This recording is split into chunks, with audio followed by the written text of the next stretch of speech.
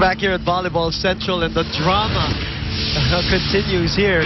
Well, we did expect Ateneo and National U to engage in a real battle here. National U pocketing first two sets. The second set at 32-30. Full momentum on their side. And they started out strong in the third set. Yes, and we were talking about at the middle set, it was 16-14 when we said pinapabayaan pa nilang kumapit yung Ateneo. And it was all downhill from there for them. Kasi parang they were taking it lightly. Parang ayaw nila tapusin pa eh. Go for the kill.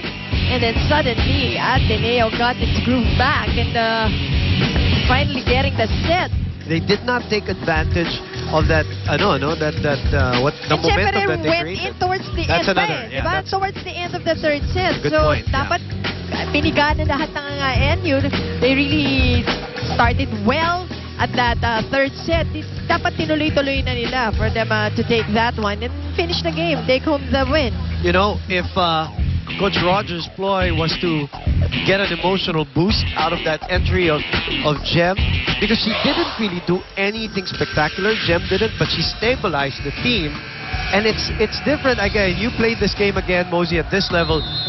When you see your number one setter coming back in, it's a different feeling for you also from a confidence standpoint. Yeah, that's right. And look at that forced errors of NU. Wow, and that was towards the latter part of the third set. Just too much.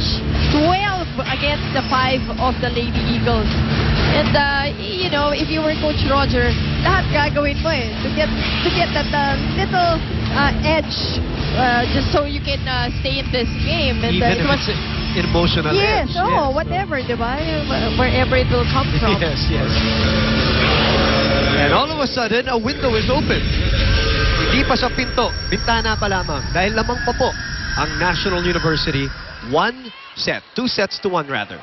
So we are on to the fourth. As Dindin Santiago, the captain, is still clarifying, I think, that last point from our previous set. And you can only complain to a certain extent here in volleyball, diba? They try to discourage all the hollering around. Pag nilabasan ka na ng yellow, red card, nako. Yun, mabigat yan sa volleyball. Yes. Not like football that they can easily toss that around. In volleyball, it takes so much restraint for the referee to finally get out that yellow card. So we're on to the fourth. Boom Gonzalez. And that was over Mosey set. Ravenna, yes. That's her first attack that she doesn't get the point. And because that set by Salibad was really over. Yeah. Even over the antenna. Let me correct my statement because obviously she had attacks earlier pero nadidig at nasasagot ng Ateneo, so there's no point there. But that's the first attack that she made an error on the attack. Oh, but an error again. Yan na. 4 touches called against NU. Composure is the word here for National University. Now, if you're NU, you're thinking, mukhang nakabalik ang Ateneo dahil they won the third set. Yeah, and now they send in a rookie, Vera Villema, para sa National University na galing Don Antonio de Zuzaregi Academy. Okay, let's check in with Selena Dagdag. I-drop niyong pababa ang bola pero huwag pa itaas. At kung kaya niyong dalhin ang bola sa dulo at gilid, yun ang gawin niyo. This is Coach Rogers' game plan upon entering the fourth set. Defense-wise, Coach wants the girls to be more efficient. Sabi niya pa, i-block niyo ang bola pero huwag niyo nang abutin. I also got information, Boom and Mosey, that Gem's ankle was wrapped with protective tape.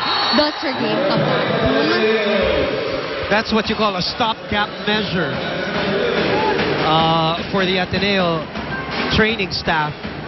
Stopgap measure on the ankle so she can play with it just for a while. That's gonna hurt tonight and tomorrow morning, right? Oh, pag athlete ka, you know that. And, but what's important is that they stay in this game and have a chance at least to give NU a good fight. And malay mo, panalunin pa nila this game in spite of that injury by Gem. They're playing on Wednesday against UP. Obviously down there, the team standings. So maybe a chance to rest Gem Ferrer, Santiago over Ferrer, obviously.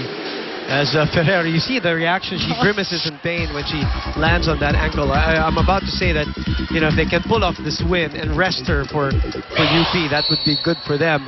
While some teams like UST, if I'm not mistaken, will rest already till next year. Hanggang Wednesday na lang po tayo before our Christmas break here for women's volleyball. NU in the meantime is looking to win this match And then face DLSU. So we're ending this year with a boom. wow. Their boom. Not me. Ang pangit ko sa akin Sa kanila na lang. Well, we started it with a bang anyway, right, Moji? Yes. Puntos pa sa Ateneo. This is a 4-point lead. Coach Francis Vicente is hollering here. Ano ba yung tinawag? Parang ginite ba yung bola? Ano ba yung... What is the call? We're trying to figure out the call here, but the referees are already settling down the coaches. It is 6 serving 2. Oh, and last-minute touch there. Last second touch by Dini Santiago gives Ateneo that point. 5-point lead on Jem Ferrer's serve.